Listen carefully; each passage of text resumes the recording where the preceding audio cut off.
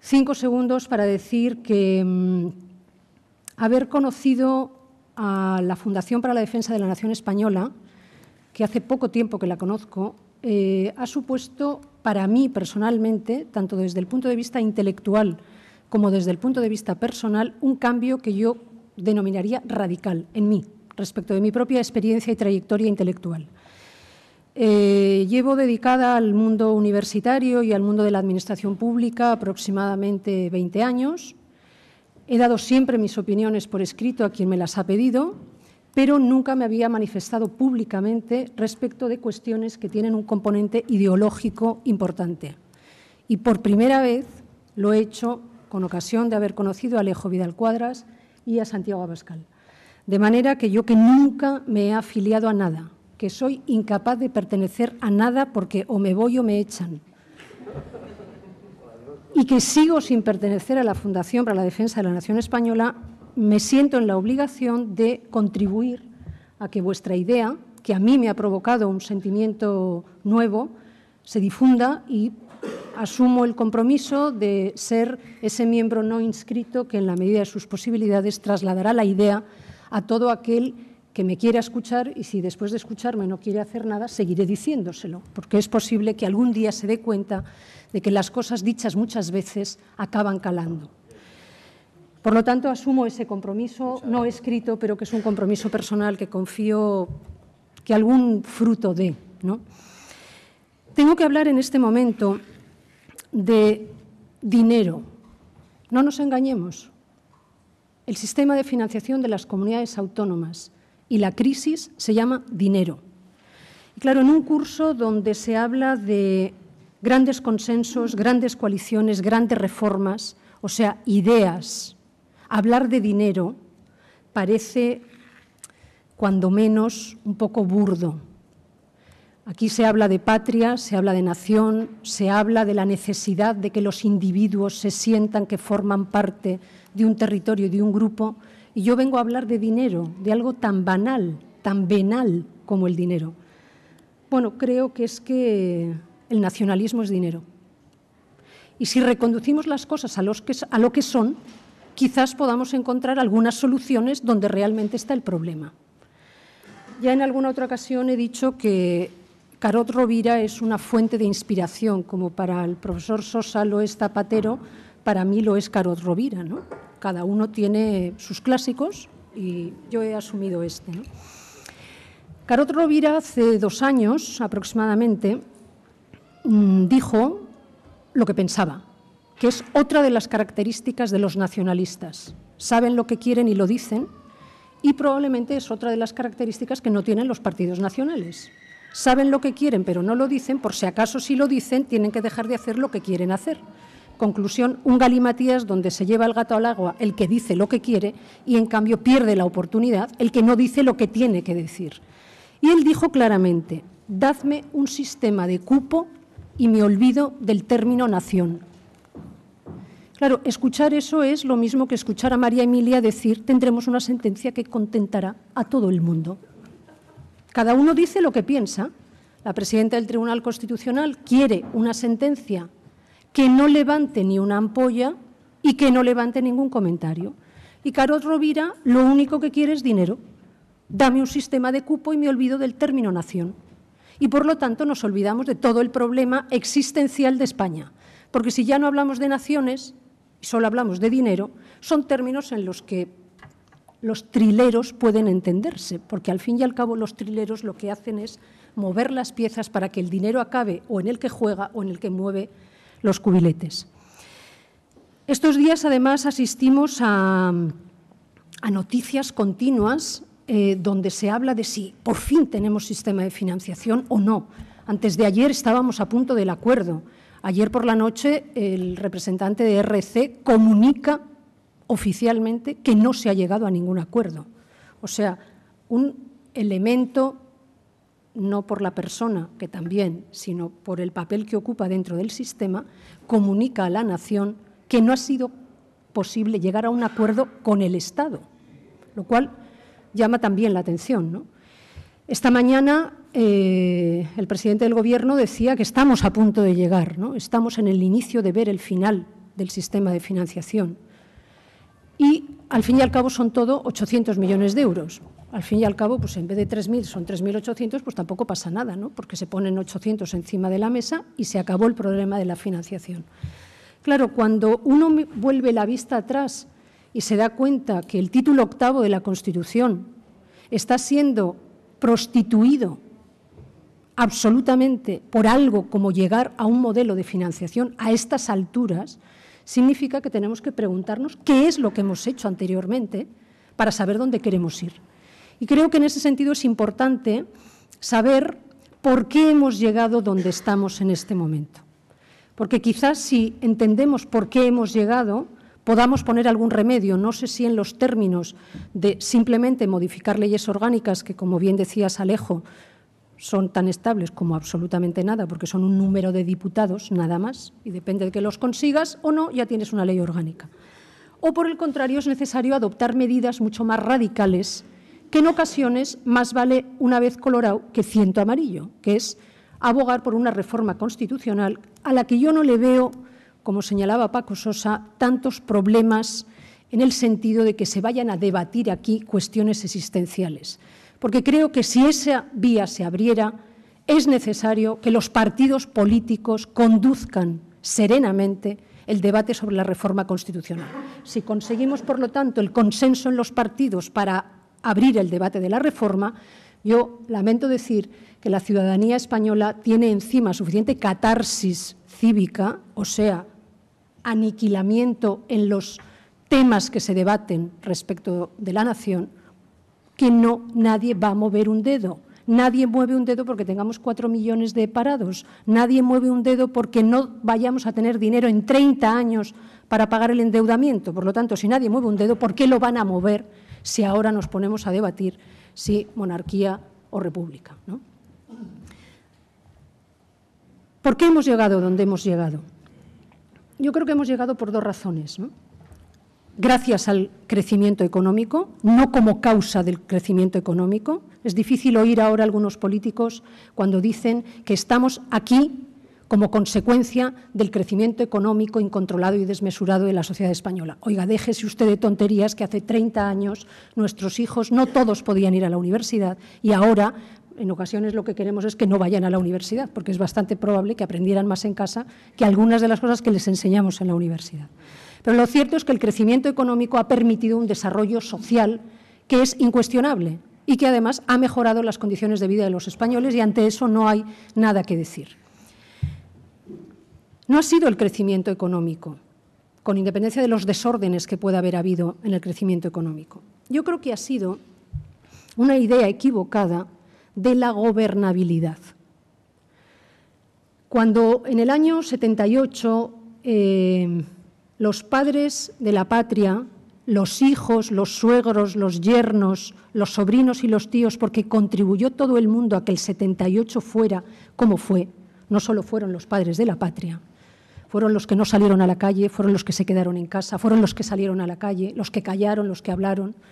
Creo que había un clima de generosidad social, no solo en la clase política, sino también en la clase ciudadana, que permitió llegar a una posición de consenso que también ahora se ha desvirtuado su palabra. Ahora hablamos de consenso como cualquier cosa. Cualquier cosa es un consenso.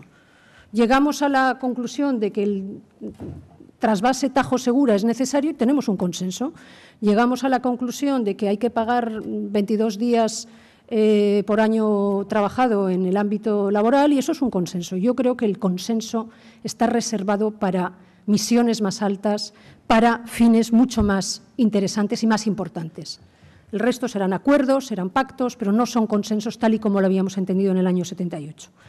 Bueno, pues cuando se diseña en el año 78 el título 8º, con las características de dificultad que tiene, yo creo que se hizo por razones puramente históricas y políticas del momento y con el lastre histórico que traíamos. Y era necesario llegar a una situación en la que por lo menos todo el mundo asumiera que las cosas eran como eran, porque era la mejor manera en que podían ser y porque había muchas posibilidades de que fueran de otra manera, pero mal. Por lo tanto, en aquel momento, bien o mal, yo creo que la historia hay que analizarla con la perspectiva histórica de entonces, no con la perspectiva actual, olvidando las razones por las que se llevaron a cabo las reformas, en aquel momento se diseña un sistema de financiación que tiene dos finalidades fundamentales: el concepto de autonomía en el gasto y el concepto de autonomía limitada en los ingresos. ¿Limitada en qué sentido? Limitada en que, por supuesto, cada ente con potestad tributaria, Estado, autonomías y entes locales, tenían la capacidad de establecer tributos dentro del marco de la Constitución y las leyes.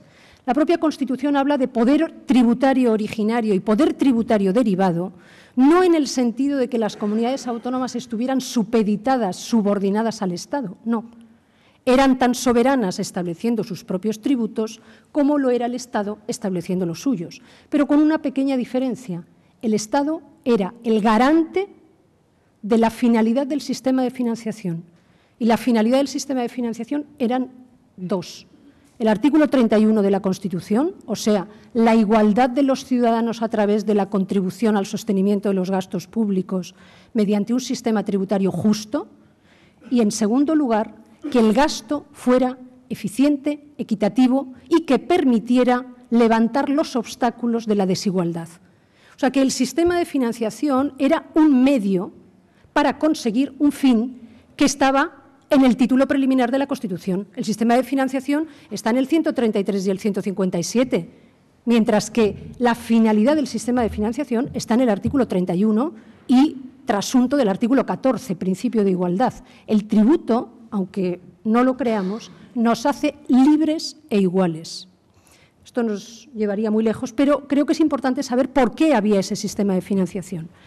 El modo en que se llevara a cabo el sistema de financiación era irrelevante. La Constitución no dice cómo tiene que ser el sistema de financiación y, en ese sentido, creo que fue acertado, a diferencia de lo que ocurre con las bases del sistema electoral, fue acertado no incluir en el texto constitucional cuál debía ser el modo de financiación de los entes públicos. Eso permite y eso hace entender que aquí podamos cambiar de sistema de financiación cada 2 por 3. Y, en cambio, hace entender que el sistema electoral sea rígido, teóricamente incuestionable y, a mi juicio, no solo es suficiente, como decía Paco Sosa, con cambiar la ley electoral. La ley electoral da para muy poco, da para que el tercero esté en mejor posición que el cuarto y que el segundo, y ahora pues algunos están a punto de llegar a la tercera posición porque Izquierda Unida se ha quedado un poco más atrás, ¿no?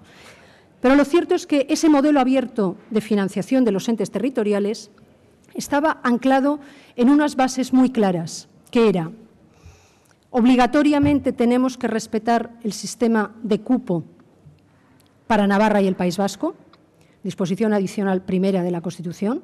Las razones por las que en aquel momento se hace eso así, yo creo que tienen explicación en aquel momento temporal, no en la actualidad. Y, en segundo lugar, dotar de autonomía real a aquellos entes que se les transfería la posibilidad de asumir competencias para que fueran responsables en el ejercicio del poder tributario, que es: si tú quieres prestar mejores servicios públicos a tus ciudadanos, tienes que tener los instrumentos de financiación necesarios para hacerlo posible, pero el responsable eres tú. Si tú decides subir los impuestos para prestar mejores servicios, tendrás un coste electoral que tendrás que asumir. Si, por el contrario, tú no quieres subir los impuestos porque quieres mantenerte en los niveles de prestación de servicios que consideras adecuados, tendrás también un coste electoral, que es el que tus electores digan que los de al lado tienen piscina y tú no, que es lo que pasaba en los ayuntamientos. Bollullos del Condado tenía piscina y el de al lado no. Inmediatamente iban a la puerta del alcalde y decían: no puede ser, nosotros no tenemos piscina. Y contestaba el alcalde: no, si todavía no hemos establecido el servicio de agua corriente. No importa, los de al lado tienen piscina. Este ejemplo que acabo de poner no es de Bollullos del Condado, es de esta tierra de hace mucho tiempo, pero era real. ¿Por qué no se iba a tener piscina? No tener agua corriente en casa no importaba, pero el pueblo de al lado tenía una piscina.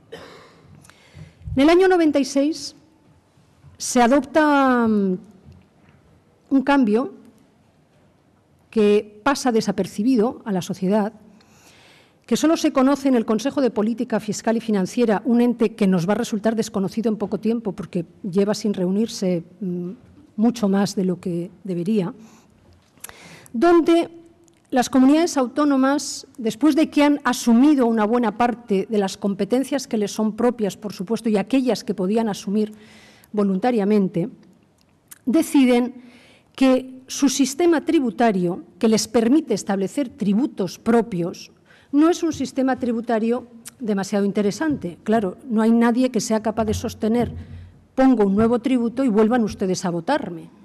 Y entonces hay una bifurcación entre el modo en el que los ayuntamientos financian sus servicios públicos y el modo en que las comunidades autónomas afrontan la asunción de nuevas competencias, que es: las comunidades autónomas le piden el dinero al Estado y los ayuntamientos se buscan la vida con el urbanismo.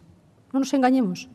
En el año 92 hay una modificación de la Ley del Suelo a través del Tribunal Constitucional, a mi juicio absolutamente inadmisible, que hace recaer en las comunidades autónomas y en los ayuntamientos la ordenación territorial. Y cuando hace recaer la ordenación territorial y la obtención de recursos no tributarios a través de la ordenación territorial, has cedido el control de lo que sucede, lo has alejado de ti. Y, por lo tanto, todos somos humanos y, en fin, pues una vez más, el dinero puede ser una fuente de tentación permanente. En cambio, las comunidades autónomas asumieron un papel mucho más tranquilizador para ellas y sus electores, que es: nosotros somos un elemento fundamental en la vida política nacional, porque nosotros somos los graneros de los distintos partidos. Nosotros somos los que nos pateamos los pueblos de nuestra comunidad autónoma buscando nuevos votantes. Por lo tanto, hagamos valer nuestro poder político ante el Estado y digámosle al Estado: dame de lo tuyo y yo estoy aquí tranquilo en mi comunidad autónoma, pero en el Parlamento Nacional te apoyo. Se invierte el sistema y se subvierte la finalidad.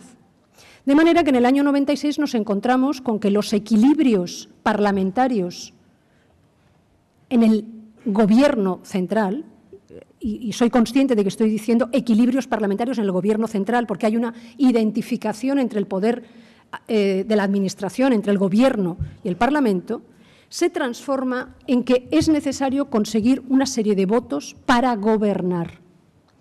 Y entonces conseguir esos votos para gobernar solo tienen un tipo de precio, que no es un precio político por parte de quien lo entrega, sino que es por parte de quien lo recibe, es un precio económico, que es simplemente dame dinero, y por parte del que lo cede es un precio político que yo creo que es irrecuperable en estos momentos.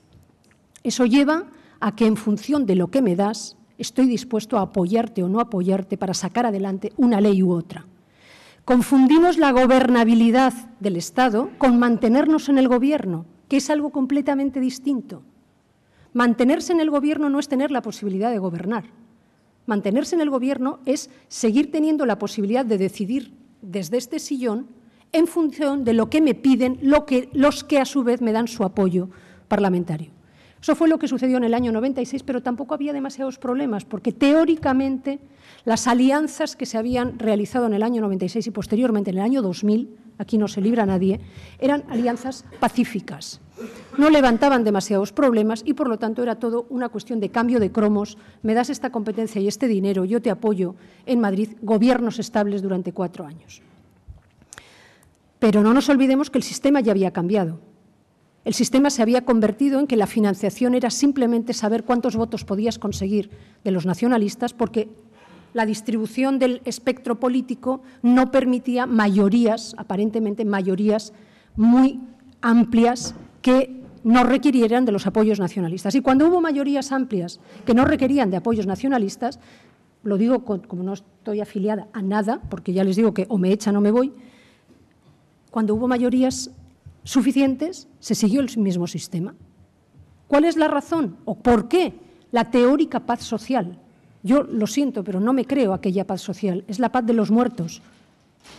Y creo que en ocasiones la resistencia, y aquí hay ejemplos personales y vitales de lo que significa resistir, la resistencia es precisamente el mejor mecanismo para llevar el agua a su molino y no tener que llevarles el agua a su molino, que es lo que ha pasado a partir del año 2004. En el año 2004, como decía el profesor Sosa, se produce un cambio fundamental en el sistema de concebir las relaciones de financiación entre el Estado y las comunidades autónomas.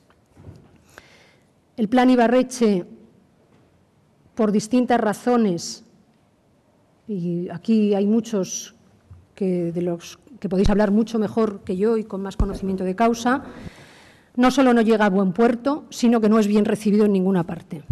En cambio, el Estatuto catalán llega a buen puerto, es recibido con las puertas abiertas y, curiosamente, contiene similares aspectos en el ámbito de la financiación. No entro en otros aspectos, pero en el ámbito de la financiación es exactamente igual. ¿Cuál era la diferencia? Que el País Vasco ya tenía un sistema de cupo. Por lo tanto, no tenía que pelear en el ámbito de la financiación. Ya lo tenía. Mientras que Cataluña no lo tenía.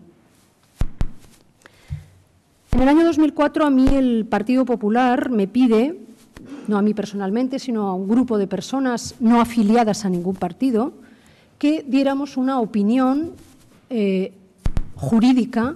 Claro, no está aquí Gustavo Bueno, ¿no? Pero si estuviera Gustavo le diría, mira, no he dado nada, porque ni era jurídico, ni era opinión, ni estaba escrito, ni tenía nombre. Por lo tanto, no sé lo que hice.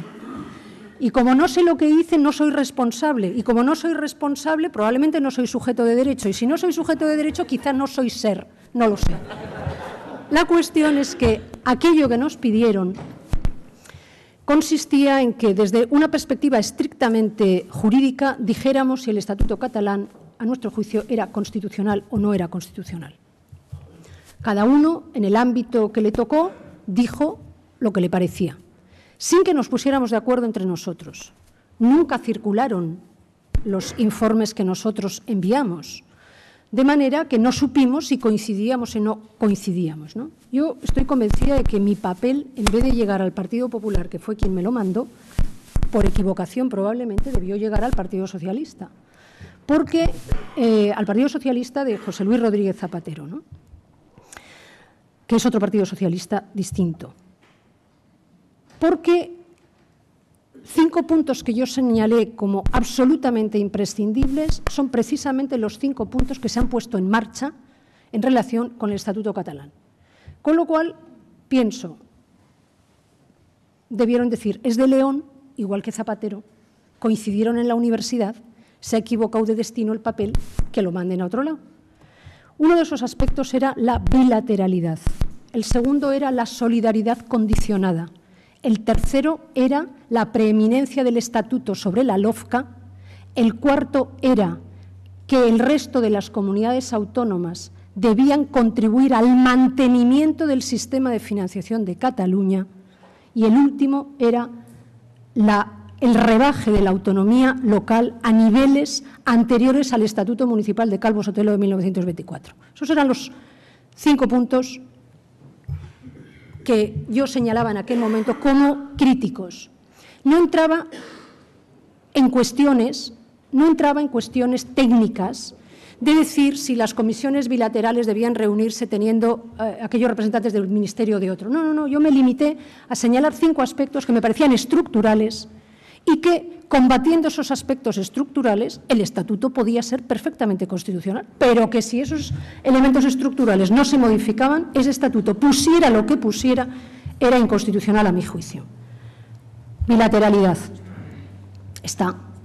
Pero no solo está, sino que, como este copaisano mío tiene, no sé si es la facilidad, porque no crean que es fácil llegar a esos niveles de interconexión entre las palabras y los conceptos. Tienen la capacidad de transformar los conceptos a través de las palabras, lo cual, si estuviera Gustavo aquí, probablemente merecería una reflexión interesante, ¿no? Las cosas no son lo que son, sino lo que las llamamos. Que el Tribunal Constitucional ya hace tiempo que dijo que las cosas son como son, se llamen como se llamen. Era otro Tribunal Constitucional también. O sea que aquí todo ha cambiado, ¿no? El gobierno de José Luis Rodríguez Zapatero decide, si uno de los problemas es la bilateralidad, extendamos la bilateralidad y se acabó el problema. Porque si el problema es que mantenemos relaciones bilaterales con Cataluña y se quejan los demás porque dicen, oiga, que yo no estoy, que cuando llegue no me va a quedar nada. Dice, que no se preocupe nadie. Me reúno con la presidenta de la Comunidad de Madrid. Y la presidenta de la Comunidad de Madrid sale encantada de la reunión. Se reúne con el presidente Camps y sale encantado de la reunión. Se reúne con el presidente gallego, con el presidente andaluz. Se acabó el problema de la multilateralidad, porque todos estaban avisados, todos estaban contentos particularmente. Primero se pactara con Cataluña, a todas ellas las habían llamado en particular. O sea, ¿qué es eso de poder decir, yo ya estuve allí? ¿Y tú ya has ido? ¿Y en qué lugar te ha tocado? Soy más importante que tú porque me llamó primero. O sea, yo creo que a los 14 años, cuando en clase se les ofrece a los alumnos hacer un trabajo y señor, pues es algo parecido, ¿no? Inmadurez política e inmadurez democrática. Han pasado 30 años, ¿no? Bueno, pasa también con algunos hijos que después de 30 años siguen metidos en casa porque dicen, ¿para qué voy a salir con lo bien que estoy aquí? Eso les pasa también a las comunidades autónomas. ¿Para qué me voy a mover de un sistema de financiación donde lo único que tengo que hacer es pedir? Porque se me va a acabar dando.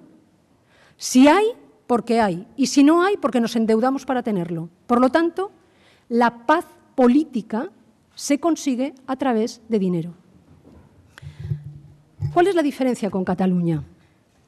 Porque con Madrid, incluso con Andalucía, con Extremadura, con Castilla-La Mancha, la bilateralidad no pone en cuestión el sistema.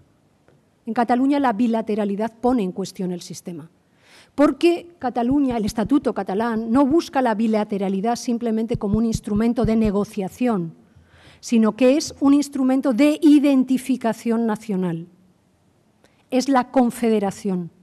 Son dos estados sentados frente a frente, sin ningún interlocutor y nadie que levante acta, donde vis a vis negocian sus problemas nacionales. Y como los problemas nacionales pasan por el dinero, hacemos Estado, hacemos nación cuando pedimos o damos dinero. Segunda cuestión, solidaridad condicionada. La Constitución establece... 5 minutos más. La Constitución establece unos límites al sistema de financiación de las comunidades autónomas que son obvios, pero bastante desconocidos, que es la igualdad de los individuos. Qué cosa más rara, ¿no? O sea, es necesario mencionar que los españoles son iguales para entender el sistema de financiación. Evidentemente, que los españoles somos iguales es evidente porque lo dice la Constitución, y como lo dice la Constitución, teóricamente ya no se necesita más. Claro, pero es que la igualdad en la Constitución está en muchos artículos, pero fundamentalmente en el 1, en el 9, en el 14 y, en el ámbito tributario, en el 31. No basta con ser iguales porque somos españoles, no basta con ser iguales porque nadie nos puede tratar de manera diferente por ser españoles, sino que es necesario que los poderes públicos remuevan los obstáculos que nos hacen diferentes para que podamos ser iguales. Y los poderes públicos remueven los obstáculos con dinero. No nos engañemos, no lo remueven con ideas, lo remueven con dinero, o por la vía del ingreso o por la vía del gasto. Por eso el tributo nos hace iguales, porque seas quien seas, estés donde estés, seas como seas, del color que seas, pagas igual que todo el mundo si tienes capacidad económica. Y desde el punto de vista del gasto, no importa si eres rico o eres pobre.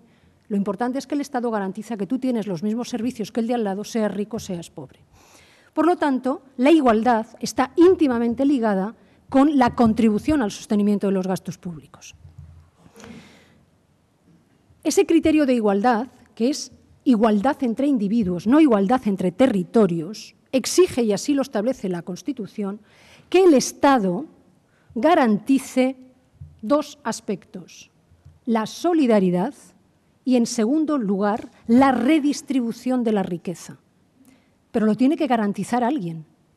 Lo tiene que garantizar aquel que por mandato constitucional tiene la obligación de velar porque los principios y derechos fundamentales de los españoles puedan ser llevados a cabo con independencia de la distribución competencial que se hace en el título octavo. El título octavo está en el título octavo no por casualidad, sino porque está al servicio del título primero. Y, por lo tanto, están primero los individuos y luego cómo se asocian y dónde viven. Claro, en el Estatuto catalán Esto basta con cambiarle las palabras y basta con decir que el principio de solidaridad será respetado en el ámbito del Estatuto siempre y cuando el resto de los territorios contribuyan al sostenimiento de los gastos públicos en la medida en que lo diga el Estatuto catalán. Hemos ya no solo invertido los principios, sino que hemos pervertido el sistema. El garante no es el Estado. El garante de la solidaridad queda determinado en la voluntad de un territorio. Y la voluntad de un territorio ni siquiera son los ciudadanos de ese territorio, sino el gobierno puro y duro de ese territorio, represente o no represente a una mayoría importante de esos propios ciudadanos. En tercer lugar, decía que otro de los aspectos que el Estatuto catalán enfrenta de lleno al resto de los estatutos y a la propia Constitución es que hay una norma, la LOFCA, que si alguien se da cuenta ha dejado de ser nombrada en los últimos 4 años como si no existiera. La Ley Orgánica de Financiación de las Comunidades Autónomas. Podríamos hablar mucho de ella, yo creo que se han olvidado a los municipios, creo que tendría que haber una Ley Orgánica de Financiación Territorial, que es otra cosa distinta, pero lo cierto es que la LOFCA ha sido el instrumento que forma parte del bloque de constitucionalidad, o sea, no es una norma cualquiera, se inserta en la naturaleza de la Constitución, que hace viable el sistema de competencias y de financiación entre el Estado y las comunidades autónomas. Es una ley del Estado, evidentemente, es una ley orgánica, pero es mucho más que una simple ley orgánica del Estado, porque es el instrumento que permite la armonización entre todos los territorios del sistema de financiación. Cuando el Tribunal Constitucional dice que la LOAPA es inconstitucional porque pretende una labor absolutamente armonizadora y dirigista por parte del Estado, no dice lo mismo de la Ley Orgánica de Financiación de las Comunidades Autónomas porque el modo en que se aprueba, el modo en que se aplica y la finalidad que tiene permite la convivencia pacífica entre el Estado y las comunidades autónomas. Pero tiene un requisito fundamental, que es nada sucede fuera del marco de la LOFCA, porque todo lo que tenga que ver con financiación territorial se tiene que desarrollar en el marco de la Constitución y las leyes, que eran los límites del poder del poder derivado que la Constitución atribuía a las comunidades autónomas. ¿Qué hace el Estatuto catalán? Decir que la LOFCA está muy bien, pero es una ley del Estado. Es una ley que aprueba el Estado y que no tiene nada que ver con ellos. O sea, no tiene nada que ver con el bloque de constitucionalidad, no tiene nada que ver con los estatutos. Los estatutos están por fuera de la LOFCA. Y evidentemente es lo que ha sucedido.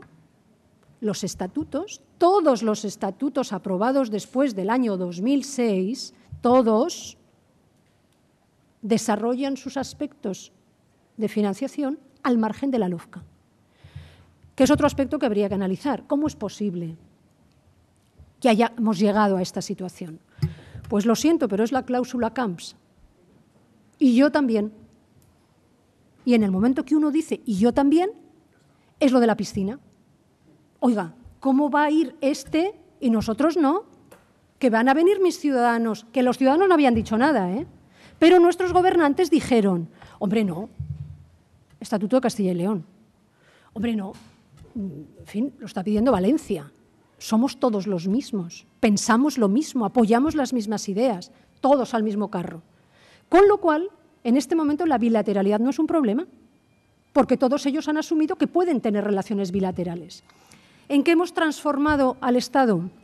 Alejo me lo decía ayer con palabras muy gráficas, ¿no? Es una mera coordinadora. ¿De qué? De lo que digan las comunidades autónomas y de la organización, simplemente. Es como si nosotros contratamos una empresa de servicios para que nos prepare la intendencia de una reunión de carácter internacional que van a tener determinados estados o sujetos, pero su única función es poner el agua, los papeles y que luego quede todo bien recogido. No interviene absolutamente para nada.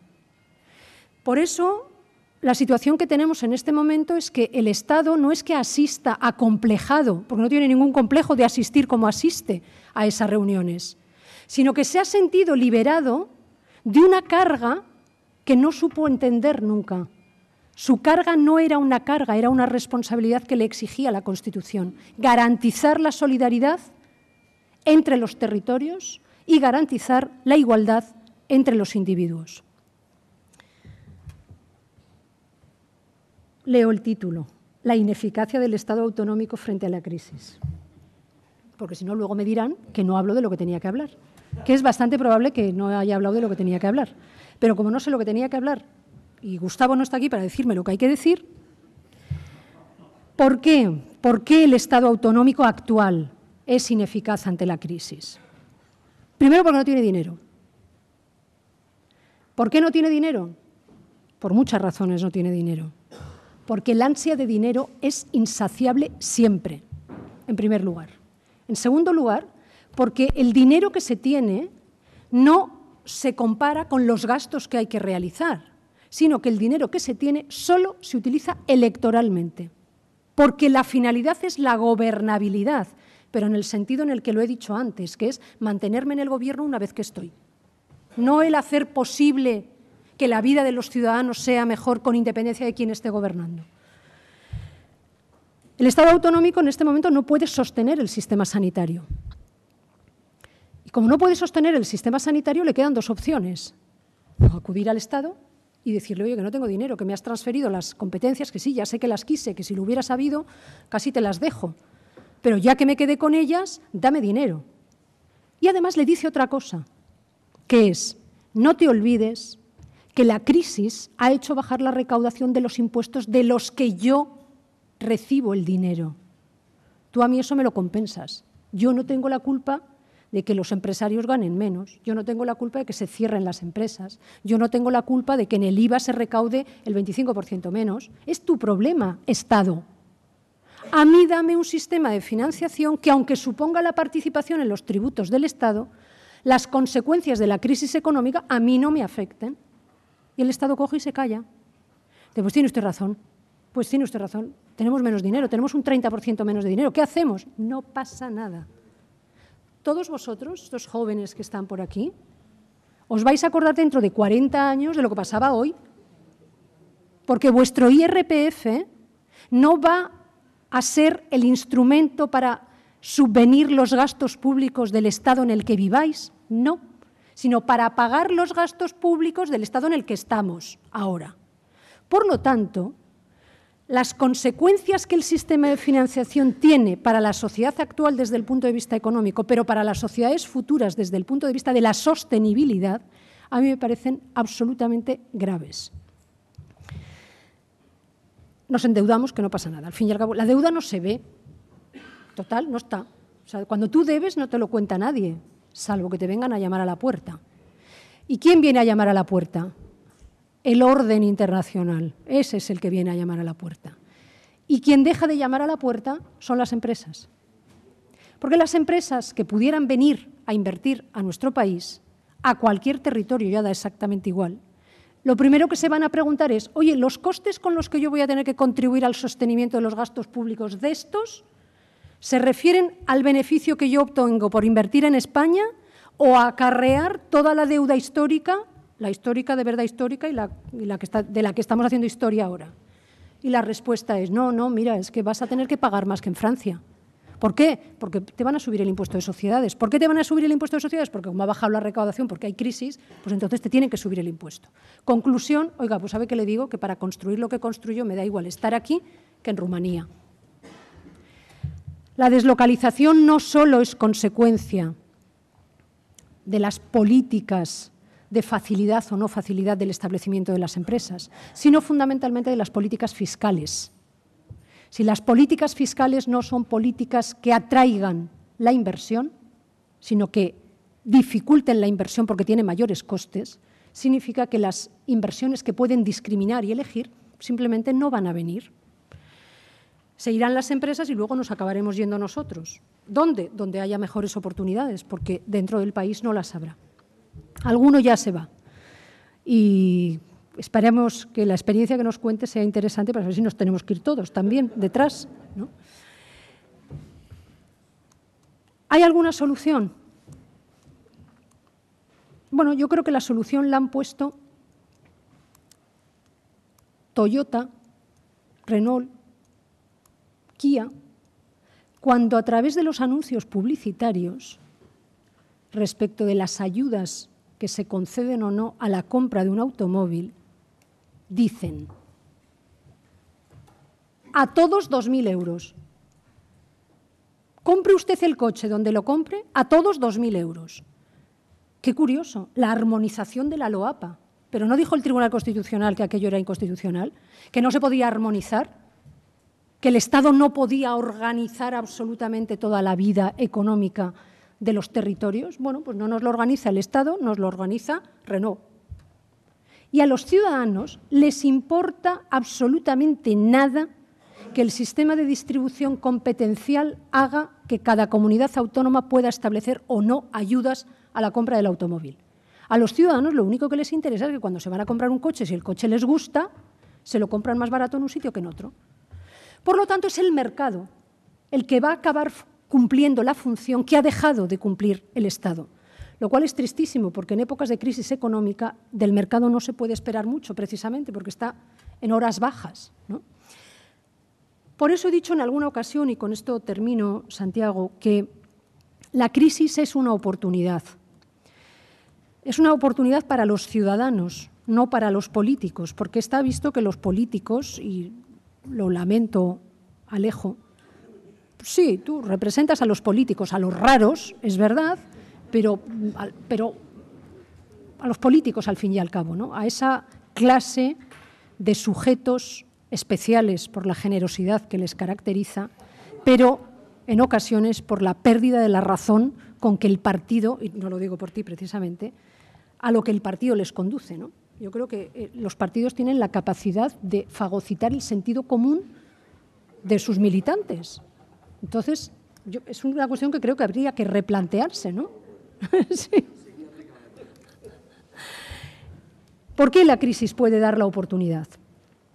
Porque podría llevar a las comunidades autónomas a replantearse algunos aspectos de su comportamiento dentro del marco constitucional. La Constitución, en el artículo 157, me parece que pone muchos obstáculos a cualquier colaboración entre las comunidades autónomas. Pero es que en el año 78, cuando se dice eso, la finalidad con la que se decía era evitar el colaboracionismo. ¿Qué era el colaboracionismo?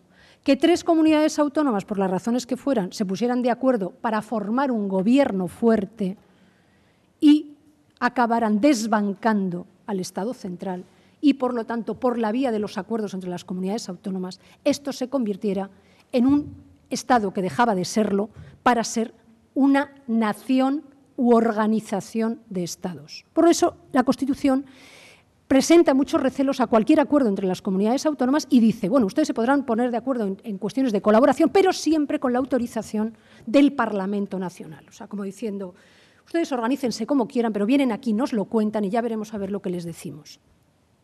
Claro, yo creo que en este momento las comunidades autónomas estarían deseosas en muchas ocasiones de ponerse de acuerdo para prestar servicios públicos que individualmente no pueden. Me decían hace poco que en Avilés iban a poner un centro avanzado de tratamiento del cáncer y que se cuestionaban por qué no se ofrecía ese centro a cualquier persona que en un radio razonable, kilométrico, pudiera utilizarlo como una prestación de un servicio a otros, o sea, el mercado, y de esa manera financiar el establecimiento de un servicio público magnífico para todo el mundo. Entramos con los límites territoriales entre Castilla y León y Asturias, Asturias y Cantabria, Asturias y Galicia. Y entonces entramos en los reinos de taifas. No, mire usted, es que esto no es competencia de Avilés. Esto es competencia del Gobierno regional, que ya verá a ver si le parece bien que usted preste servicios a otros de otra comunidad autónoma. Mire, que se busquen la vida. Claro, cuando perdemos el norte de para qué hacemos las cosas, llegamos a esas situaciones absolutamente absurdas, que es que se deja de prestar un servicio público necesario por razones puramente competenciales. o se prestan servicios públicos reiterativos precisamente por cuestiones competenciales. Paco Sosa ponía el ejemplo de las universidades. Nadie hace 20 años se hubiera atrevido a decir en público que poner una universidad en La Rioja era antipatriota. Nadie. Y pongo La Rioja, Logroño, como podía haber puesto cualquier otra, ¿no? Ahora, sostener una facultad de Derecho con 5 alumnos matriculados en primero, a mí me parece un atentado contra la Constitución, contra un artículo que es el artículo 31.2, que el gasto público será eficiente y además permitirá la redistribución de la riqueza. Mire usted, no podemos ser 500 profesores de Derecho repitiendo la misma tontería en no sé cuántas universidades teniendo 5 alumnos, porque además fomentaríamos la integración social, porque haríamos que los de Logroño se fueran a otro sitio, los de otro sitio conocieran Santander. Por lo tanto, la racionalidad del sistema, a mi juicio, exige ajustes profundos en el sistema, que creo que son viables por la vía del mercado. Si las comunidades autónomas tuvieran la generosidad que tuvieron los padres, hijos, tíos, sobrinos de la Constitución en el año 78, yo creo que entonces sí es posible la rectificación autonómica de la que se hablaba en el título de la mesa redonda de ayer. Será una rectificación autonómica parcial, no es la necesaria, pero abriría un camino que yo creo que facilitaría la reforma de algunas leyes que permitirían, a su vez, crear un clima social que haría que la reforma constitucional fuera no solo necesaria, sino también posible y además pacífica, sin demasiadas alaracas ni problemas, ¿no? El dinero, una vez más, es el que a lo mejor nos hace cambiar. Es muy triste pensar que las ideas pueden mutar por el dinero, pero seamos utilitaristas. Si conseguimos a través de los recursos económicos o del mercado que las ideas vuelvan al lugar donde tenían que estar, bienvenido sea el dinero, porque habrá sido lo que es, un instrumento para conseguir eso que decía Gustavo Bueno, que no se sabe qué es, que es el bien común, ¿no? Bueno, pues el bien de muchos todos juntos, sin más, ¿no? En definitiva, creo que el sistema autonómico actual, si no cuenta con dos posturas firmes de los partidos políticos mayoritarios respecto de que esto no puede avanzar más, es un Estado autonómico que hace derivar a la nación a su desintegración absoluta, a la deconstrucción que hablarían la nouvelle cuisine, ¿no? Porque no sabes lo que tienes en el plato, pero es lo que dicen que es. Y en el fondo esto es lo que estamos haciendo del Estado español. No sabemos lo que tenemos en el plato porque se ha evaporado de tal manera que no somos capaces de reconocerlo, pero lo que hay en el plato es lo que es. Y esta es mi idea final, ¿no? España sigue existiendo a pesar de nuestros políticos. España sigue existiendo porque 40 millones de españoles hacemos posible que España exista. En ese sentido, creo que vosotros y tantas instituciones cívicas y movimientos cívicos y ciudadanos son los que pueden hacer posible que los ciudadanos españoles reivindiquen lo que son un proyecto histórico, presente y futuro para conseguir algo que otros no tienen y que no podrán tener porque no son como nosotros, ni buenos, ni malos, ni mejores, ni peores, no, simplemente no son lo que somos. De manera que el dinero y la ciudadanía, el mercado y la ciudadanía, yo creo que son los dos instrumentos que en este momento tienen que ser capaces de hacer cambiar a los políticos. Y si los políticos cambian, cambiarán los partidos. Y si cambian los partidos, entonces estoy segura que será posible que retomar de nuevo el consenso permita las coaliciones y con ello las reformas. Un último apunte respecto del término consenso.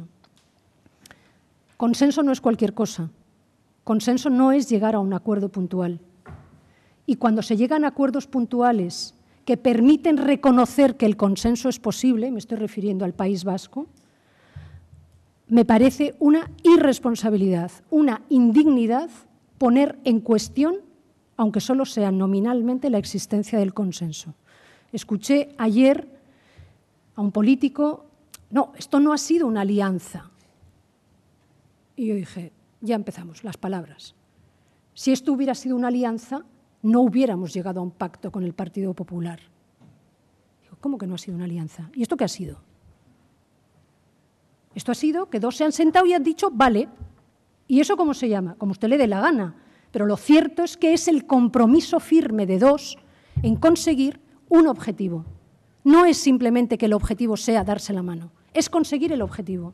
Por lo tanto, creo que en estos momentos España espera mucho de lo que ha pasado en el País Vasco, pero intuyo y barrunto que algunos movimientos nominalistas no solo utilizan las palabras para poder dar un discurso político y un titular en un periódico, sino que algo más debe haber debajo para que alguien pueda decir, no se confunda usted, que esto no ha sido una alianza. En fin, con eso lo único que quiero decir es que desde dentro y desde fuera, o sea, desde España, reivindiquemos que lo que se consiguió en ese momento sea el germen, los brotes verdes de algo que parece que está aniquilado, pero que no, que el germen sigue en los ciudadanos españoles, ¿no? Que es hacer resurgir lo que España significa para cada uno de los individuos, que es progreso, igualdad, libertad y, sobre todo, coordinación y solidaridad entre todos los españoles. Muchas gracias.